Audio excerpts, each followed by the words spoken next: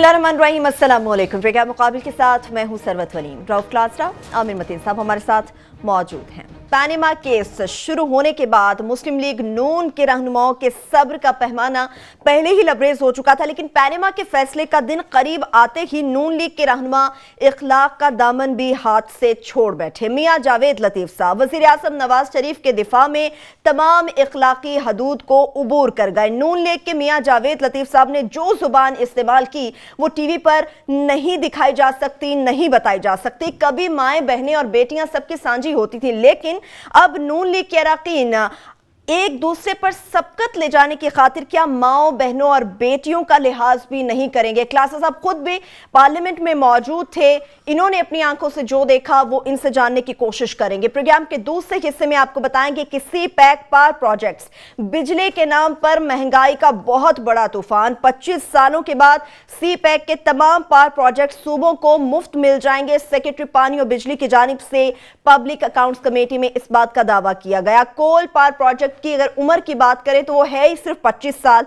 तो क्या चीनी 25 साल मुनाफा कमाने के बाद नाकारा पावर प्रोजेक्ट पाकिस्तान के हवाले कर जाएंगे? इसके साथ साथ आज हमने देखा कि शेख रशीद अहमद साहब की जानिब से भी एक सवाल किया गया था पीएससी में, मगर उसका जवाब नहीं मिला बल्कि उन्हें खामोश करा दिया गया। ऐसा कौन सा सवाल था ये भी आपको बताएंगे। और प्रोग्राम के आखिरी हिस्से में आपको बताएंगे कि पैनेमा लीक्स, जिसको आज भी शरीफ खानदान का दिफा करने वाले हुकूमती वजीर झूठ का पलंदा और हुक्मरान खानदान के खिलाफ साजिश करार दे रहे हैं, उस पर भारत से लेकर कनाडा तक सभी इन एक्शन है। भारतीय सुप्रीम कोर्ट और भारतीय दायरा इन्फोर्समेंट डायरेक्टोरेट से लेकर रॉयल बैंक ऑफ कनाडा तक अपने अपने मुल्क में पैनेमा स्कैंडल में मुलविस सियासतदानों, ताजरों और आम आवाम के खिलाफ मौसर कार्रवाई में मसरूफ अमल है। यह पाकिस्तानी इदारों के लिए कितना बड़ा पैगाम है, इस पर बात करेंगे। लेकिन क्लासा साहब सबसे पहले पार्लियामेंट की बात करेंगे। आप खुद वहां पे मौजूद थे। हर टीवी चैनल एक मुख्तलिफ अंदाज में चीज को पेश कर रहा है। हम जानना चाह रहे हैं जो आपने देखा, जो हकीकत है वो आप हमें बताएं। बिल्कुल आज हुआ क्या था? आमिर साहब ने मेरे साथ ना बड़ा इन्होंने स्मार्ट खेल खेला, मुझे आज समझ आई है। इन्होंने जाके 1-2 महीने की वो ये पनामा की प्रोसीडिंग थी, सुबह सुबह 9 बजे उठते थे, 8 बजे इन्होंने जाके कवर किया। और नो डाउट ये वो क्या कहते हैं, मुंह की तारीफ हो जाएगी, आमिर मतीन साहब से किसी ने ये बेहतर रिपोर्ट नहीं किया पनामा की सुप्रीम कोर्ट से, वन ऑफ द बेस्ट। और मैंने भी बड़ा एंजॉय किया। लेकिन मेरे गले में इन्होंने मुस्तकिल वो डाला हुआ है कि ये तो पनामा तो 1-2 महीने चलना था, चल गया, पार्लियामेंट तो चलती रहेगी और अल्लाह करे चलती रहे ऐसे ही। तो वो फिर वहाँ पे पार्लियामेंट में बड़े अब कह सकते इंपॉर्टेंट काम हो रहे होते हैं। एक आजकल तो बहुत ज़्यादा हो रहे हैं कि आपकी कौमी असम्बली का भी इजलास है, सुबह के वक्त कौमी असम्बली है, आपकी अब 3 बजे है सेनेट है, फिर दरमियान में बड़ी इंपॉर्टेंट मीटिंग्स होती हैं। मैं क्योंकि रिपोर्टर हूँ बुनियादी तौर पर, मैं चला जाता हूँ, बैठा रहता हूँ, देखता रहता हूँ कि अंडरस्टैंडिंग बेहतर की, समझदार शाने लोग होते हैं कि वहाँ से पिक करते हैं चीज़ें। सो मैंने आज ये पहले जो है वो जाके उस पब्लिक अकाउंट्स कमेटी को मैंने आज वहाँ पे अटेंड किया है। सही। उसमें बैठा रहा हूँ मैं, और उस पर बड़ी अगेन मेरे पास बहुत सारी अच्छी इन्फॉर्मेशन भी है, कुछ उस पर भी शेयर करेंगे आपके साथ। सिपैक पे वो ब्रीफिंग थी आज, बड़ी इंपॉर्टेंट थी, वो मैंने 1-2 घंटे की। फिर मुझे ख्याल आया कि ये तो चलो चल रहा है, इमरान मगराना साहब भी मेरे साथ होते हैं, वो पार्लियामेंट को मदद करते हैं मुझे कवर करने में, क्योंकि बहुत सारी चीज़ें फैली हुई होती हैं। तो इमरान को मैंने वहाँ छोड़ा, मैंने कहा ज़रा मैं ज़रा कौमी असम्बली तो जाऊँ, ज़रा वहाँ देखें कि वहाँ पर क्या हो रहा है। जब मैं वहाँ पे पहुँचा हूँ तो उस वक्त तक ये हाउस जो है ना वो आखिर पे इनको कहते हैं पॉइंट ऑफ ऑर्डर्स, कि अब आपका पूरा का पूरा एजेंडा खत्म हो गया, क्वेश्चन आवर भी हो गया, कुछ आपके जो उसका हाउस बिजनेस था वो भी खत्म हो गया। फिर जो एमएनएज होते हैं वो खड़े होकर अपने हलकों की कोई बात कह देते हैं, या कोई ऐसा इशू जो वो समझते हैं पब्लिक इंपॉर्टेंस का है, चलें इस बहाने जो है एक थोड़ी सी आवाज़ उठ जाएगी, मीडिया में रिपोर्ट हो जाएगी। ये और बात है, वजीर कोई नहीं बैठा होता, ना वजीर आजम होता है ना वजीर होते हैं, बस वो जंगल में मोर नाचा, आपस में बैठ के वो नाच देख रहे होते हैं कि जनाब के ये मैंने बात कर ली, ये आपने कर ली। लेकिन उनको ये एक तसल्ली होती है कि गुफ्तगू हो जाती है। मुझे एक उन खतून का सॉरी कि मैंने कोशिश की, नाम का नहीं पता चल सका, मेरा ख्याल ट्राइबल एरिया से थी, उन्होंने अपना उस बुरके के साथ जो उनका एक हमारा है कल्चरल भी है, क्या उन्होंने खूबसूरत तकरीर किया। आई एम सॉरी मुझे उनका नाम भूल गया है। उन्होंने बड़ी इंपॉर्टेंट बात की जो हमारे मीडिया ने रिपोर्ट नहीं की। उन्होंने ये कहा है कि ये जो जितने बेचारे सैमन शरीफ में लोग मारे गए, जो यहाँ पे आपके हुए ट्राइबल एरियाज़ में मारे जाते हैं, लाहौर में हुए, बलूचिस्तान में हुए, उसने कहा कभी आपने सोचा है कि इनकी जो इनकी बेवाएँ होती हैं, इनके बच्चे होते हैं, वो किधर जाते हैं? कोई हुकूमत ने कभी इनके लिए कुछ सोचने की कोशिश की है? मतलब one of the best speeches और रेलिवेंट स्पीचेस जो उस खतून ने किए, सॉरी कि मुझे नाम नहीं उनका आ रहा, नहीं तो अगर मैं उनका नाम लेकर ट्रिब्यूट पेश करता, कि बड़ी उन्होंने आके एक रेलिवेंट इमोशनल स्पीच की कि उन औरतों से, आपने औरतों का कल दिन मनाया है, उन औरतों से पूछें जिन्होंने अपने हस्बैंड्स, अपने भाई, अपने घरेलू उन्होंने खुद कफील लूज किए। मीडिया तो एक दिन के लिए आता है ना, हम उनके लिए बैठ के आंसू बहा के मजम्मत करके आगे निकल जाते हैं। उन्होंने कहा आपने कभी उन औरतों को जाके पूछा है कि उनकी लिविंग कैसी है, उन्हें बच्चों को कैसे पाल पोल रही हैं? क्या हुकूमत को कोई फंड ना होना चाहिए था, कोई अलहदा डिपार्टमेंट होता, उनको रजिस्टर्ड करता, हर महीने उनको कम से कम उनको 20, 30, 40 हज़ार रुपया जाता, अगर वो मुलाजमत में थे तो उनको तनख्वाहें मिलती रहनी चाहिए थी। But she delivered one of the best speeches I must say. So एक तो उनका मैंने बताना ज़रूरी था। दूसरा जो था वो इनकी तकरीर थी। अच्छा, मुझसे पहले मुराद सईद वो तकरीर कर चुके थे, सो मुझे उनके कंटेंट का सच नहीं पता था कि, लेकिन उन्होंने भी इससे पहले तकरीर की थी। उसका शायद जवाब देने के लिए खड़े हुए हैं ये जावेद लतीफ़ साहब। तो जावेद लतीफ़ साहब ने, ये मेरा ख्याल है, उनकी अपनी वो मतलब आ भी जाएगी वीडियो, आप देख भी लेंगे कुछ दिनों तक, उसकी पार्लियामेंट से निकल आएगी।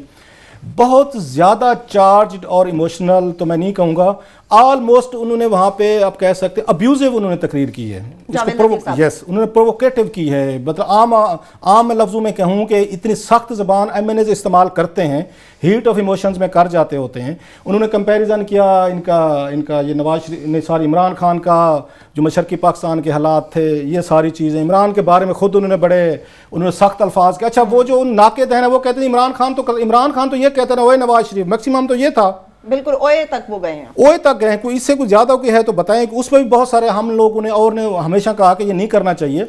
ये उन्होंने इमरान पे, वो जो इमरान ने फटीचर का लफ्ज़ इस्तेमाल किया, उस पर बहुत ज़्यादा जावेद लतीफ़ साहब ने अटैक किया उन पर, मतलब बहुत ज़्यादा मेरा ख्याल है उस पर उनका काम बनता था। जावेद अब्बासी साहब को जो स्पीकर थे उस वक्त बैठे थे, डिप्टी स्पीकर, ये उनका काम था कि बाज़ दफ़ा MNAs बहुत सारे गलत गैर पार्लियामेंटी अल्फाज कहते हैं, आप उनको एक्सपांज कर देते हैं, जिससे मुखालिफ पार्टी जो है ना वो थोड़ी सी वो काम हो जाती है कि चले।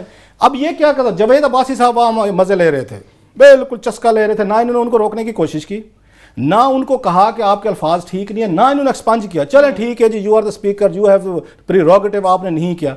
अब क्या करना चाहिए था इस पे? जब उन्होंने बहुत सारी ज़्यादा उन्होंने सख्त बातें की, मैं समझता हूँ, तो PTA के कुछ 3-4 लोग जो बैठे थे, वैसे तो हाउस खाली होता है, वहाँ तो आता ही कोई नहीं है। कल भी कोरम का मसला था, आज भी ऑलमोस्ट तकरीबन कोई बंदा नज़र नहीं आ रहा था, ये बड़ी मुश्किल से कोरम पूरा होगा आज।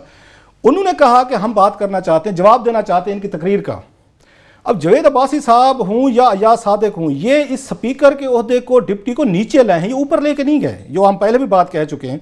ये बेचारे अभी भी उसी में बैठे हैं कि हमारी कौन से एक्शन से कि नवाज शरीफ साहब खुश होंगे नहीं होंगे, हमारी शिकायत तो नहीं लग जाएगी। देखें जी, हम उनकी ठुकाई कर रहे थे इनकी PTA वालों की या पीपल्स पार्टी की, ये देखें जी कि स्पीकर ने और डिप्टी स्पीकर ने दरमियान में रिलीफ दे दिया इन्होंने।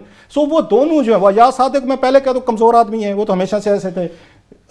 जावेद अब्बासी साहब ने कल क्या किया है, आज को तो छोड़ देना कि इनकी वजह से क्या हुआ है, कल खवातीन डे पे इन्होंने खवातीन को बात करने की इन्होंने इजाजत नहीं दी और सारी छोड़ कर चली गई। अगर आपने हाउस को इस तरह चलाना है, खवातीन का दिन है, खवातीन को आपने बात नहीं करने दी, और कल भी जावेद अब्बासी साहब थे, आज भी माशाल्लाह जावेद अब्बासी साहब थे, इन्होंने क्या काम किया जो मैं समझता हूँ इनसे थोड़ी सी वो हुई, इन्होंने फौरी तौर पर हाउस को अर्जन कर दिया कि इन्होंने कहा जनाब जावेद लतीफ़ ने तो फेंटी लगानी थी, वर्बल लगा दी, इमरान खान की ठुकाई हो गई, उनका तो हशर नशर हो गया है, अब हम इनको मौका नहीं देंगे PTA के किसी MNA को ये खड़े होकर रिस्पॉन्ड करें। सो ये जो थोड़ी सी वार ऑफ वर्ड्स थी, हीटेड एनवायरनमेंट था, ये कौमी असम्बली में पहले पैदा हो चुका था। इनको मैं समझता हूँ अब्बासी साहब को इनको मौका देना चाहिए था, जो तकरीर की थी जिस तरीके की, बड़ी ऑब्जेक्शनबल, कि आप उनको देते, इसीलिए पार्लियामेंट बनती है, इसीलिए ही आप आते हैं, गुफ्तगू करते हैं और सारी चीजें करते हैं। सो माहौल वहां पे बन चुका था और पैदा हो चुका था, बिल्कुल गर्मी जो है वो बाहर आके निकली। मुराद साहब तो ये भी कह रहे हैं क्लासेस साहब कि उन्हें बात करने का मौका नहीं दिया जाता, अक्सर उनका माइक बंद रहता है। ब्रेक ले लेते हैं, जब ब्रेक से वापस आएंगे तो असेंबली के अंदर तो जो हुआ सो हुआ, असेंबली के बाहर जो हुआ क्या वो इखलाकी लिहाज से दुरुस्त था, क्या हमने एक सही पैगाम भेजा, क्या ये हमारा मीडिया, क्या इंटरनेशनल मीडिया के ऊपर ये चीजें नहीं दिखाएंगे? ब्रेक लेंगे, हमारे साथ रहिए।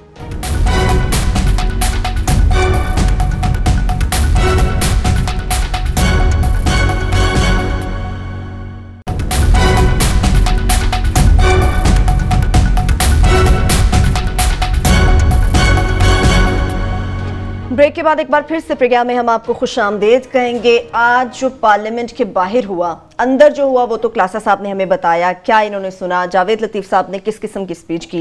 लेकिन आमिर साहब, आप समझते हैं कि पार्लियामेंट के तकद्दुस की जो बारहा बात करती है, खासतौर पर हुक्मरान जमात, उन्होंने आज क्या मैसेज दिया, क्या किया उन्होंने? आपने तो बड़ा कॉम्प्लिकेटेड सा, तकद्दुस तो बड़ा लफ्ज़ है। वो मुनीर न्याज़ी साहब का जो शेर है शायद कि वो मैं ख्याल हूँ किसी और का, मुझे सोचता कोई और है, पसे सरे आईना मेरा अक्स है, पसे आईना कोई और है। कुछ ज़्यादा आपने जो सरे आईना पेश की है ना वहाँ की, कि वहाँ क्या है, ये पसे आईना मैं बताता हूँ कि पसे आईना क्या है। पसे आईना है पैनेमा पैंग्स। ये पैंग्स होती हैं, लेबर पैंग्स होती हैं, उस तरह ये पैनेमा की पैंग्स उठ रही हैं कि घूम फिर के ये 3-4 दिन से एक बिल्कुल वन साइडेड एक छोटे से लफ्ज़ों के इर्द गिर्द करवा के जो कवरेज हो रही है, और पूरी इस वक्त जो है ना गवर्नमेंट की मीडिया मशीनरी, उनके दरबारी और उनके हामी चैनल्स बिल्कुल वो जो करवा रहे हैं, पेंट करवा रहे हैं कि जनाब ये जो इमरान खान है ना, ये आदमी ठीक नहीं है और इसलिए पैनमा का फैसला कुछ और आना चाहिए। लेट्स से मैं कहता हूँ इमरान खान साहब बिल्कुल एक लावाबाली आदमी है, गैर जिम्मेदार आदमी है, और वो गलत बातें करते रहते हैं। ये पहली दफ़ा नहीं है, बड़ी दफ़ा पहले भी की हैं, हमें खुद बड़ा एतराज़ रहते हैं। इसका पैनमा के मुकदमे से क्या ताल्लुक जनाब? हमारा तो वहाँ वो हमारा भी मुकदमा है, वो पाकिस्तान का मुकदमा है। हम चाह रहे हैं कि जनाब उसका फैसला हमने तफ्तीश करवानी है। हमें कुछ इल्ज़ामात हैं हमारे प्राइम मिनिस्टर पे, अदालत ने इतने अरसे केस सुना है, हम चाहते हैं उसका फैसला है, इन चीज़ों का उससे ताल्लुक नहीं है। मगर घूम फिर के ये जो सारी बनाई जा रहा है माहौल जो है ना, और वो मुझे इसलिए मुझे ये कहना पड़ रहा है कि बड़ी वन साइडेड आज कवरेज चल रही थी, कि ये भी चल रहा था कि मुराद सईद को माफ़ी मांगनी चाहिए। मेरा ख्याल है लोगों ने वो क्लिप देखा नहीं है, जो सरे आईना असम्बली के सामने जो उन्होंने किया, ना वो दिखाया जा सकता है, ना वो सुनवाया जा सकता है, ना वो बताया जा सकता है। गालियां और बेहुदा और बदतमीजी उन्होंने की है जावेद लतीफ़ साहब ने। मैं आपसे एग्री करता हूँ कि उनको उस पर इम्पीच करना चाहिए और उनको अदालत में लेके जाना चाहिए, और वो क्योंकि लोगों ने देखी नहीं है, हम दिखाना भी नहीं चाहते, और कि वो जिस तरह की बदतमीजी और गाली गलूच किया है उन्होंने, वो किसी चैनल ने नहीं दिखाया, और अच्छा किया नहीं दिखाया। मगर उसके बाद थोड़ा सा इंसाफ करना चाहिए कि ये बातें कोई MNA कर सकता है जिस तरह की उन्होंने की हैं। तो दूसरा, मुझे उस पर हंसी भी आती है, रोना भी आता है कि आदाब गुफ्तगू के और तहजीब के जो हमें लेक्चर देते हैं राना सनाउल्लाह, ख्वाजा आसिफ, आबिद शेर अली, वो लगता है ये तो लखनऊ के बांके हैं, वो इमरान खान वो जो बिकॉल शेख रशीद वही फैसलाबाद डाउनटाउन का है। बस ये वो टीचर लफ्ज़ के इर्द गिर्द जो 2 दिन बहस हुई है जिस तरह की, यहाँ इस पाकिस्तान में हम ये रोना रोते रहते हैं किसने क्या क्या कुछ नहीं कहा हुआ। दोबारा वो लिस्ट निकालें, सभी ने कहा हुआ है, बड़ा कुछ कहा हुआ है, मगर ये जो बिल्कुल स्टॉर्म इन अ टी कप बनाया गया है 2-3 दिन से कि जी ये हो गया, क़यामत हो गई, बदतमीजी की इंतहा हो गई, इससे बहुत ज़्यादा बदतमीजियाँ होती रही हैं, हो रही हैं, आज बहुत ज्यादा हुई है। जो आज हुई है ये कभी भी नहीं हुआ, ये बड़ी नहीं हुआ। तो मेरी सिर्फ दरख्वास्त ये है कि ये पैनेमा को जो है ना इससे अलहदा रखे, जो भी है बिल्कुल करें कि इमरान खान ठीक नहीं है, उनको तमीज़ नहीं है, उनको वो गलत कह देते हैं।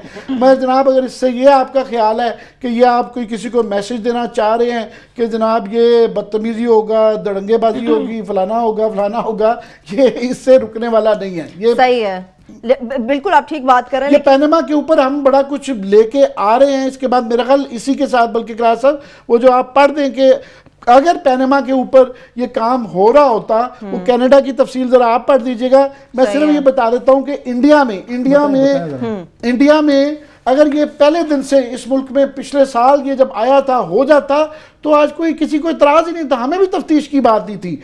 इंडिया में आज ही उन्होंने ये रिपोर्ट छापी है, ये मेरा ख्याल दिखा रहे हैं उसके हेडर्स, कि उन्होंने पहले दिन से मुकदमा दर्ज करा दिए।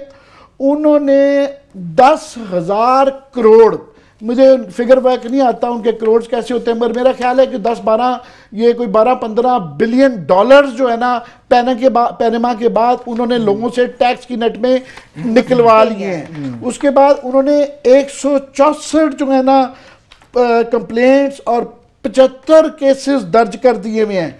415 इंडियंस जो आए थे जिनका नाम था, उन सब के खिलाफ इन्वेस्टिगेशन जारी है और 198 रेफरेंसेस जो हैं उन्होंने वर्जिन आइलैंड, साइप्रस, लग्जमबर्ग सब जगह भेज के उनकी तफसीलात के लिए परसू कर रहे हैं कि हमें दे दिया जाए। याद रहे कि इसमें 71 NRIs थे, वो एक्सपर्ट्स थे बाहर जो इंडियंस वो रहते हैं, उन्हें हमने उनकी भी तफ्तीश कर रहे हैं कि ये यूज तो नहीं हो रहे हैं। तो वहाँ पे जो है उनकी एक कमेटी बन के वो आज सुप्रीम कोर्ट ने वो सारी उनके मंगवाई भी है कि जनाब ये इन्वेस्टिगेशन इंडियन सुप्रीम कोर्ट में।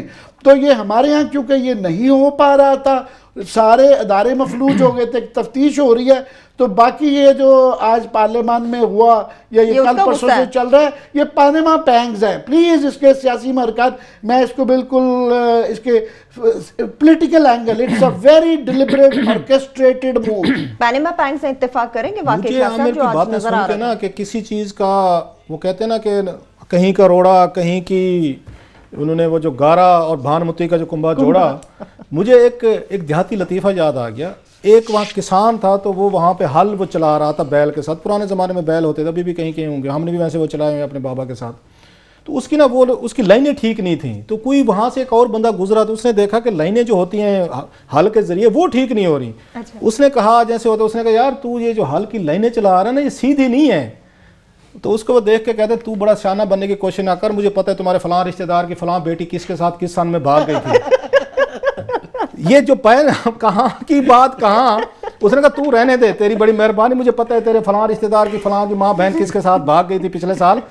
ये वो तो सरे आईना कुछ और है, पसे ये वही जो इन्होंने पैंस वाली बात की, उसका तो ये लतीफे से ये जोड़ा जा सकता है इसके साथ। ये है। और दूसरी बात ये है जो हम बात कह रहे हैं कि सुप्रीम कोर्ट के हवाले से, पाकिस्तानी सुप्रीम कोर्ट, उससे मैं कहता हूँ इंडियन सुप्रीम कोर्ट से आगे गई है। इंडियन सुप्रीम कोर्ट अच्छा कर रही है, वो बड़े अच्छे स्टेप्स ले रही है, वी अप्रिशिएट इट कि उन्होंने भी करप्शन पे जीरो टॉलरेंस रखा हुआ इंडियन ना सुप्रीम कोर्ट ने। बड़े बड़े स्कैंडल्स है, उन्होंने भी सीबीआई, उनकी सीबीआई उतनी ही निकम्मी थी जैसे हमारी एफआईए या हमारी आजकल तो नए आगे बढ़ गया। एफआईए तो वैसे अपनी मौत मर चुकी है अल्लाह के फजल से, जिक्र ही गायब हो गया। चौधरी सादिक खान साहब ने एक काम किया है, पीपल्स पार्टी थी वो डीलें वो स्ट्राइक करने के लिए मुलजमान से जो स्कैंडल में होते मुलविस, वो एफआईए को इस्तेमाल करते रहे माल पानी बनाने में। रऊफ पकड़ा गया है, 8-10 अरब डॉलर किसने करप्शन किया, मनी लॉन्ड्रिंग किया, रऊफ साहब से 1 करोड़ रुपया लो, इसको छुट्टी करो, चाबी तू निकल जाए यहाँ से। वो तो ये एफआईए उनके लिए ये काम करती रही है एक तरह की, वो कहते हैं ना वो उसको ब्रोकरेज कहेंगे, वो उनके लिए ब्रोकरेज करते रहे एफआईए के लोग जो थे कि जनाब जो पिछले पीपल्स पार्टी के बड़े ग्लैडिएटर्स थे।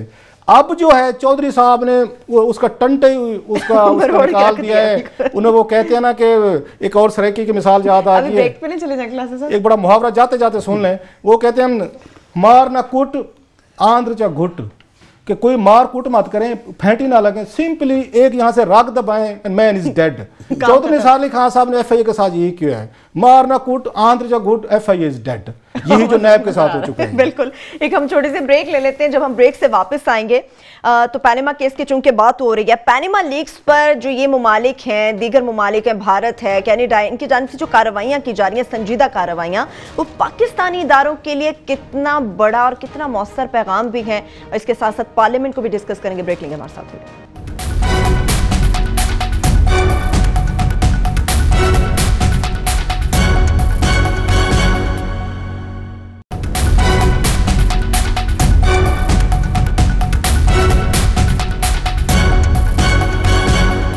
ब्रेक के बाद एक बार फिर से प्रोग्राम में हम आपको खुशामदीद कहेंगे, चूंकि पैनामा लीक से मुताल्लिक बात हो रही है। आमिर साहब, एक तिश्नगी सी रह जाती है जब हम कहते हैं कि दुनिया भर में बड़ा काम हो रहा है। अगर हम सिर्फ कनाडा को सामने रख लें तो आपसे जानना चाहेंगे कि आखिर क्या हो रहा है, इसकी डिटेल हमें दें।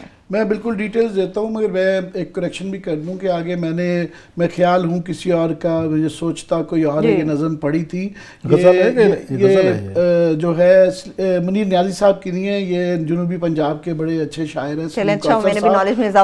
और ये गजल बहुत बड़े बड़े सिंगर्स ने गाई है, एक नहीं मैंने गई है, और इससे खूबसूरत मेरा ख्याल है। वो मुझे गलती की माफ़ी ने सलीम कौसर हम ये कह रहे हैं कि ये दुनिया भर में ये पैनामा के अंदर तो इन्होंने इन्होंने स्टांस लिया कि जनाब ये इम्यूनिटी है, आप वो नहीं कर सकते, पर कहीं भी ये डॉक्यूमेंट चेंज नहीं। आज इंडिया की ये खबर थी, दूसरी रॉयल बैंक ऑफ कनाडा ने, उन्होंने पनामा में जो 600 लोगों के नाम आए थे उसमें से 40 के अकाउंट्स बंद कर दिए हैं, और उन्होंने बड़ी उसके ऊपर अपनी लंबी एक्सप्लेनेशन दी है कि जनाब हम बिल्कुल भी इनके ऊपर वो कर रहे हैं, किसी जगह भी उनके डॉक्यूमेंट्स चैलेंज नहीं हो रहे, और दुनिया भर में रोज एक आधी खबर होती है जहां उस पर एक्शन हो रहा है, जबकि यहाँ पे इस तस्रा मांगी गई कि आप नहीं कर सकते, कोई जवाब नहीं दिया गया, आप पूछ नहीं सकते, ये वाली चीजें नहीं है, पर्चियों पे काम होता था। इसलिए फिर ये पैनामा पैंग्स हैं कि हम और बड़े लोग सारे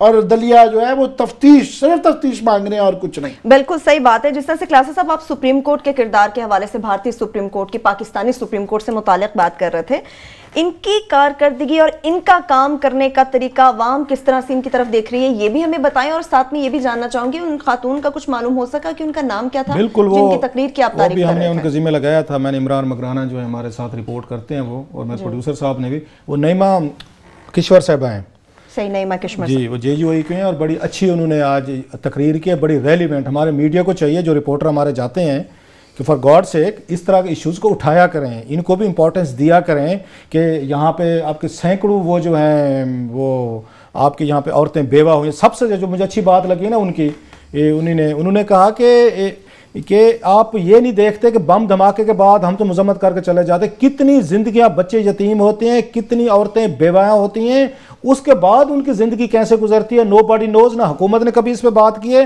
ना कोई आपने इंस्टीट्यूशन बताया।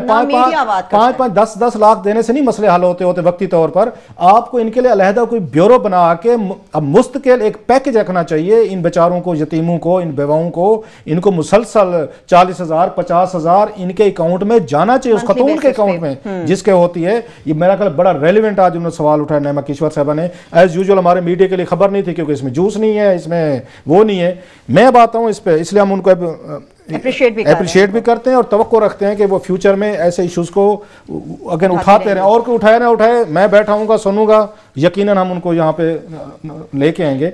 इंडियन पार्लियामेंट, उस सुप्रीम कोर्ट की बात हो रही थी, जो आमिर ने बात की है ना, हमारे यहाँ इनको एक दाद दें, बंदे इन्होंने चुन के लगाए हैं, एक बंदे ने भी इनके साथ बेट्रेल नहीं की, नवाज शरीफ फैमिली के साथ साथ, नाइसार डार के साथ।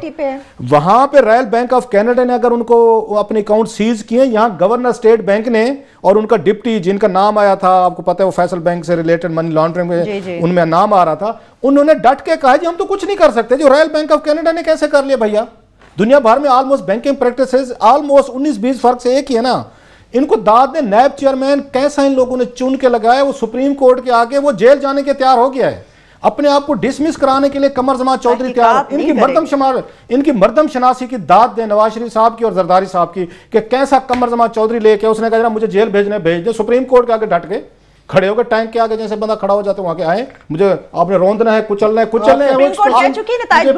बम को लात मारना। NPR वाले ने भी यही किया, और क्योंकि प्राइम मिनिस्टर की तफ्तीश नहीं हो रही, तो वो 600-700 कंपनियां जो बाकी थी किसी की भी नहीं हो रही, क्योंकि उनकी करेंगे तो कहेंगे जनाब प्राइम मिनिस्टर की तो नहीं हो रही। अच्छा, इनको दाद में क्यों दे रहे हो? FIA को देखें, जब PSC का इजलास हुआ वहां पे FIA भाग गई, जो आम आदमी के लिए टेरर है, दहशत है, वहां पे ये दहशत अदा होकर ये पीछे भाग गए, नैब भाग गई, SCCP, FBR, आपका स्टेट बैंक। दाद देनी चाहिए कि वहां कमर जमा चौधरी कहता है वो नहीं फिल्मी डायलॉग, मेरी लाश में से गुजर के जाना पड़ेगा। तो सुप्रीम कोर्ट को उन्होंने कहा जनाब मेरी लाश में से गुजर के आप अब शरीफ फैमिली पे हाथ डाल सकते हैं। मैं इस चीज का मुतासिर हूं कि बंदे इन्होंने चुन के लगाए हैं जो इनके लिए जान देने को तैयार हैं। मुल्क, वो कहते हैं पूरा ऊंट जिबा कर लें ये इस मुल्क का, हमारा एक एक पाव गोश्त जो है ना हमें दे दें, ऊंट पूरा खा लें। ब्यूरोक्रेसी का जो हम फॉलो अप कर रहे हैं वो अगले इलेक्शन की तैयारियां हो रही हैं, वो अगले 15 साल की तैयारी हो रही है कि अब सारे अपने बंदे लगाएंगे की पोजीशंस पे। यही RPO हैं, यही DPO और यही DCO होंगे जो अगले इलेक्शन को वो करेंगे, और जिसका पे शक था कि वो इंडिपेंडेंट हो सकता है या किसी और को फेवर कर सकता है, उन सब को ये जो लोग किए गए हैं 174 लोग सुपरसीड किए गए हैं, और जो है 94 लोग जो है निकाल दिए गए। ये खबर मैं आपके साथ ये ब्रेक करता हूं, अभी ब्रेक पे ना चले जाएं सर, मैं उसके चले बाद वापस आए वो अभी तो पब्लिक अकाउंट्स कमेटी की मैंने आपको डिटेल देनी है, बिल्कुल, इसलिए फौरी तौर पे मुझे ब्रेक पे जाना होगा। ब्रेक ले लेते हैं, एक जो अहम खबर क्लासेस अपने ब्रेक करनी है, वो ब्रेक से वापस आएंगे तो जानेंगे। इसके साथ साथ पब्लिक अकाउंट्स कमेटी की भी बात करेंगे कि सी पैक के पावर प्रोजेक्ट से मुताल्लिक बात हुई है, यानी बिजली के नाम पर महंगाई का तूफान आने वाला है। ब्रेक लेंगे, हमारे साथ रहिए।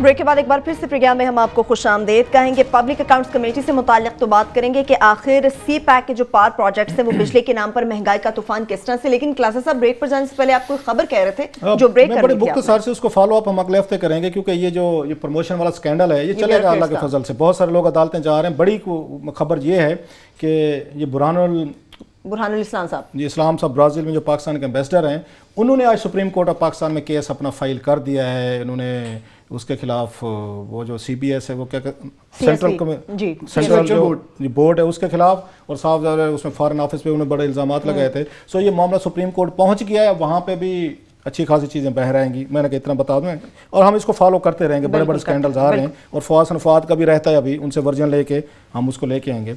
आज एक और जो बड़ा मेरा ख्याल है, आज उसका जो पार्लियामेंट में उस इवेंट था जिसपे मैं उस स्पेशली गया, उस पर उठ के सुबह वो था पब्लिक अकाउंट्स कमेटी को आज ब्रीफिंग दी गई सीपैक के प्रोजेक्ट्स पे। वो प्लानिंग डिवीजन वाले और ministry of water and power जो है उन्होंने आके वहाँ पे ब्रीफिंग देनी थी। तो उसमें एक मेरे लिए बड़ी एक अच्छी खबर ये थी कि एक उससे बड़े अरसे से एक डिमांड करने वालों में मैं भी शामिल था। 15-20 साल से मैं भी कवर कर रहा हूँ इस पब्लिक अकाउंट्स कमेटी को, कि सेनेटर्स को भी लाया जाए इस पब्लिक अकाउंट्स कमेटी में। सो आई वाज एक तरह का उस कह सकते प्लेजेंटली वहाँ सरप्राइज्ड कि आज 5 सेनेटर्स जो हैं पब्लिक अकाउंट्स कमेटी में आज मौजूद थे। सो इसका म्यार इसका बेहतर होगा, ये मैं ज़रूर कहूँगा। मैं उन पर किसी पे मैं वो नहीं करना चाहता कि वो कौन काबिल है या नहीं है, लेकिन मेरी ख्वाहिश थी अगर मेरे पास में होता तो मैं 5 कुछ और लोगों सेनेटर्स को वहाँ पे करता जो इसको PSC को बहुत ऊपर लेके जाते। एक डॉक्टर बाबरवान को होना चाहिए था वहाँ से, उस पर एतजाज़ एहसन को होना चाहिए था, इसमें मोहसिन अजीज़ को होना चाहिए था, इसके बाद फरहतुल्लाह बाबर को होना चाहिए था। ये वो लोग हैं, इवन सईद गनी साहब जो हैं अगर वहाँ पे भी सेनेट में मौजूद हैं, सईद गनी को होना चाहिए था। ये लोग इसकी प्रोसीडिंग बहुत ऊपर लेके जाते। मैं किसी उन पे नहीं कह रहा जो अभी मौजूदा मेंबर्स हैं कि ठीक है उनका प्रीरोगेटिव है, लेकिन मैं अभी भी समझता हूँ ये जो मैंने बाबरवान का, एतजाज़ एहसन का, फरहतुल्लाह बाबर का और मोहसिन अजीज स्पेशली मेरा ख्याल PTI को चेंज करना चाहिए। उनको आजम सवाती की बजाय मोहसिन अजीज को PSC में भेजना चाहिए। वो बहुत बेहतर वहाँ पे, मैं अगर मोहसिन अजीज की बड़ी इज्जत करता हूँ मैं। बाकी ये है कि आज जो कमेटी में ब्रीफिंग दी गई है और वहाँ पे उनकी आसिफ अली जरदारी साहबा की जो उनकी सिस्टर है अजरा, भाई क्या खूबसूरत सवाल करती हैं। और कभी मतलब बाकी जो भी हो, अजरा को ये मेरे ख्याल क्रेडिट देना चाहिए कि कभी उनके हवाले से कोई आपने बात नहीं सुनी कोई व्हीलिंग डीलिंग में। And she such a mature women, parliamentarian, चुप करके सुनेंगे और फिर उसके बाद बड़े खूबसूरत सवाल करें। कम से कम मैं उनसे अजरा से इस हवाले से बड़ा इंप्रेस हूँ। आज भी कॉल पे उन्होंने बड़े खूबसूरत उन्होंने सवाल किए हैं और ग्रिलिंग की है एंड वेरी रेलिवेंट क्वेश्चन उठाए हैं। उन्होंने सबसे ज़्यादा इस बात पर उठाया है कि वो जो आपने वहाँ पर टैरिफ दिया हुआ है, उसमें एक कोस्टल एरिया का टैरिफ और सहीवाल का टैरिफ एक ही है। तो उन्होंने कहा मुझे एक बात समझा, लॉजिस्टिकली सहीवाल का टैरिफ आपने ज्यादा दे दिया है, बिजली महंगी होगी, ठीक है, तो जो वहां पे बिल्कुल करीब है उसका आपने कैसे टैरिफ आपने बराबर का दिया हुआ है। बड़े सवाल उठाए जिनके उनके पास ऐसा कुछ जवाब नहीं था। ब्यूरोक्रेसी का आपको पता है ना कि कहीं का रोड़ा ईंट गोरा वो मिला के दे देते हैं। शेख रशीद साहब ने कोशिश की। अच्छा, वहां पे भी यही प्रॉब्लम मुझे देखने में आ रहा है PSC में जो पार्लियामेंट के अंदर है, जो आमिर बात कह रहे हैं लेबर पैंग्स, कि वहां पे थोड़ा सा कतर का नाम आ जाना, जो पीएम नवाज के वहां पे मेंबर्स बैठे हैं फौरन वो अलर्ट हो जाएंगे, तोपे गने निकाल लेंगे अपनी और शॉटिंग शुरू हो जाएगी और कहेंगे अगर किसी ने सियासी बात की तो हम भी करेंगे। और भाई मेरे कतर जो है वो सियासी बात कहां से हो गई है कि शरीफ फैमिली के साथ उनका बिजनेस है, उनका पनामा में उन्होंने लेटर पेश किए हैं। आज शेख रशीद साहब ने थोड़ी सी कोशिश की तो उनको अब बैठे थे पीएम नवाज के, उन्होंने उन पे शाउट किया थोड़ा सा शेख साहब बेचारे अकेले रह जाते हैं। अच्छा अलवी साहब होते हैं, अलवी साहब एक शरीफ आदमी, आपके दोस्त शफकत महमूद साहब वैसे नहीं आते, फिर नाराज हो जाएंगे मैं कह रहा हूं कि वो मीटिंग में नहीं आते, आज उनको होना चाहिए था, वहां पे बैठा होना चाहिए था। सो एक एनवायरनमेंट में मैं देख रहा हूं, एक खौफ का एनवायरनमेंट है वहां पे, एक टेंस एनवायरनमेंट है। चौधरी निसार अली खां को कुछ भी कहें, फिर आप कहें कि मैं उनकी तारीफ करने वाला हूं, सर ये बर्दाश्त कीजिए, कर लें चौधरी निसार अली खां साहब से 2-4 मुझे शिकायतें हैं, 8-10 होंगी, लेकिन जिस तरीके की public accounts committee Chaudhry Nisar Ali Khan ने चलाई है ना, इससे बेहतर कमेटी किसी ने नहीं चलाई। ये डे वन से खुर्शीद शाह साहब को बनना ही नहीं चाहिए था, उन पे इतने इल्जाम आते हैं, वो चल रहे हैं, कॉन्फिडेंट ट्रस्ट है, उनको बनना ही नहीं चाहिए था। और दूसरा सोलर का मैं बता रहा हूँ, कौम बड़ी खुश हो रही है, बहुत सारे सवालात थे जो आज वहां पे रेज नहीं किए गए, जो एमएनएस को करने चाहिए, तैयारी के साथ बैठा करें। मैं कोई ये नहीं कह रहा मैं अकेले कोलूं, जब चाइना में खुद की कोल के प्लांट बंद हो रहे हैं, इकोनॉमिस्ट की रिपोर्ट है दिसंबर की, जनाब वहां 5 लाख बंदा सालाना पोल्यूशन से, कोल पोल्यूशन से बढ़ रहा है, और Chinese very wisely coal plant बंद करके वो अल्टरनेट उस एनर्जी पे जा रहे हैं, वो उसके न्यूक्लियर की तरफ जा रहे हैं। आप उसी वक्त पाकिस्तान जो है वो चाइना से वो वहां कोल लगवा लाए, मतलब ये कि 10-15 साल बाद तो हमारे यहां वो पोल्यूशन हो जाएगी, लोग मरेंगे, कैंसर के बीमारियां फैलेंगी, अब बीमारियां फैलेंगे, फिर हम कहें कि क्लोज करें। जब अब चाइना से पूछें कि आप वहां पे क्यों क्लोज कर रहे हैं, और दूसरा ये कि हमारे यहाँ कोई अगेन कोई मैकेनिज्म है चेक करने का कि यहाँ पे जो प्लांट आ रहे हैं नए हैं पुराने हैं, अगरचे वो कहते हैं हुकूमत वाले जी नए प्लांट आ रहे हैं, कोई हमारा एक आपको याद हो ईपीए होती थी, एनवायरमेंटल प्रोटेक्शन एजेंसी, उसके कुछ पता नहीं है कि कहां पे एनवायरमेंटल इंपैक्ट आता है नहीं आता। सबसे बड़ा स्कैंडल क्या आ रहे हैं, इन्होंने जो लॉन्च किया था भावलपुर सोलर, इन्होंने कैद आजम वाला बड़ा, आज उसका उन्होंने वहां पे कच्चा छट्टा खोल के रख दिया है कि जनाब ये तो 70-80 से मेगावाट से ज्यादा बिजली दे नहीं सकता ये आपको, और 14 सेंट पे वो दुबई में अब जो है 2.5 सेंट पे आ गई है। ये मैं कहने वाला था, ये बात मैं कहने वाला था कि आपका जो बात उसने वहां पे अजरा पचीहो साहिबा ने की है कि साहिवाल और पोर्ट कासिम का टैरिफ कैसे है, और इनको पूछना चाहिए था, जो मेरा शेख रशीद साहब ने बात की भी है। उस तरह ही वो हमारे इमरान मगराना साहब रिपोर्टर हैं, उन्होंने आज पॉइंट आउट किया कि टैरिफ्स का जो कोल पे एंग्रो को जो रेट दिया जा रहा है वो भी वही है, और बाकियों का उनको कोयला जो लोकल कोयला है वो 40 रुपए के रेट से मिल रहा है, दूसरों को शायद वो 200-150 पे मिल रहा है। साहिवाल की जमीन भी तो बहुत जरखेज है ना, जहाँ पे 1200 जरी एकड़ जमीन, जरी एकड़, अक्सर जमीन आपकी हाउसिंग सोसाइटीज खा गई हैं, बाकी डीएचए लगा हुआ है अपने काम पे, अब पीछे से कोल प्लांट आ रहे हैं इस मुल्क में, फिर इसके बाद हम इंपोर्ट करेंगे। अब मुझे नहीं समझ आएगा डॉलर कहां से आएंगे कि दुनिया से इंपोर्ट करेंगे, ये तो कर रहे हैं। दूसरी बात ये जो है कि जो बात आमिर कह रहे हैं कि आप महंगा तरीन सोलर पे जा रहे हैं, कैद आजम प्रोजेक्ट जो है सबसे ज्यादा जो आज उसकी डिटेल बताई गई है, वो तो उससे तो हमारे कान खड़े, 14 सेंट पे कर रहे हैं, फीते काटे गए थे तो उस वक्त बहुत बड़ी बातें की थी, वो जितनी एक्सपेंसिव वो है और जितनी उसमें से कम निकल रही है, वो ये सारे सवाल आ जाते हैं। सर चिन्योट में भी सोना निकाला था, ये ब्यूरोक्रेसी है ना, बेवकूफ बनाने के बड़े इनको तरीके आते हैं। आजकल जो बिक रहा है वो सबसे ज्यादा जो है वो आपके कोल प्लांट्स और चाइनीज पे उस पे कर रहे हैं।